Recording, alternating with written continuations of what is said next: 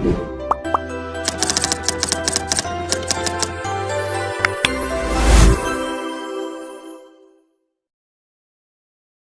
दोस्तों, welcome to transcend academy. तो friends, आशा राखું છું તમે બધા મજામાં છો, મસ્ત છો।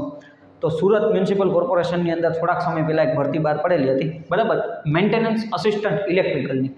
તો એના અત્યારે તમારા ડોક્યુમેન્ટ વેરિફિકેશનના મેસેજ આવવાના સ્ટાર્ટ થયા છે। ઘણા બધા વિદ્યાર્થી મિત્રોના મને મેસેજ આવ્યા કે સર અમારે આના મેલ અત્યારે મેસેજ આવ્યા છે કે આવી રીતના ડોક્યુમેન્ટ વેરિફિકેશન માટેના, બરાબર। તો એમાં કંઈ ચિંતા કરવાની જરૂર નથી। તમારે જે કંઈ પણ અત્યારે જે તમને ડોક્યુમેન્ટ એમાં કીધે છે, બરાબર, એ ડોક્યુમેન્ટ્સ તમારે સાથે લઈ જવાના છે, બરાબર। એક્ઝામ આની અંદર એક્ઝામ નહોતી એટલે તમારે ડાયરેક્ટ ડોક્યુમેન્ટ વેરિફિકેશન કરવામાં આવશે, કાં પછી ડોક્યુમેન્ટ વેરિફિકેશન પછી એક્ઝામ લેશે, અથવા ડાયરેક્ટ એમાંથી તમારું રિક્રુટમેન્ટ કરવામાં આવશે। તમારા જે ડિપ્લોમાના ડિગ્રીના જે કાંઈ પણ માર્ક્સ હશે એ માર્ક્સના પ્રમાણે તમારું રિક્રુટમેન્ટ કરવામાં આવશે, બરાબર। એટલે જેટલા પણ વિદ્યાર્થી મિત્રોને આના અત્યારે મેસેજ આવ્યા છે તો એને કાંઈ ચિંતા કરવાની જરૂર નથી।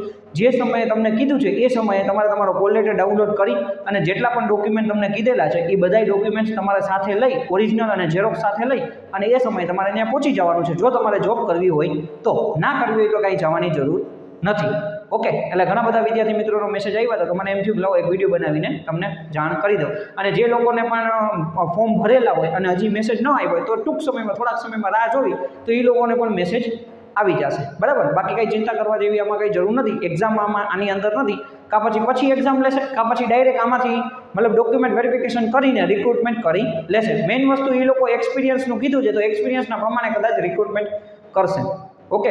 બાકી કાંઈ પણ ક્વેશ્ચન હોય તો કમેન્ટ કરજો અને મને PDF મોકલી દેજો, તો હું ક્યાં ક્યાં ડોક્યુમેન્ટ લઈ જવાના છે એનો પણ હું વિડીયો બનાવી દઈશ, ઓકે।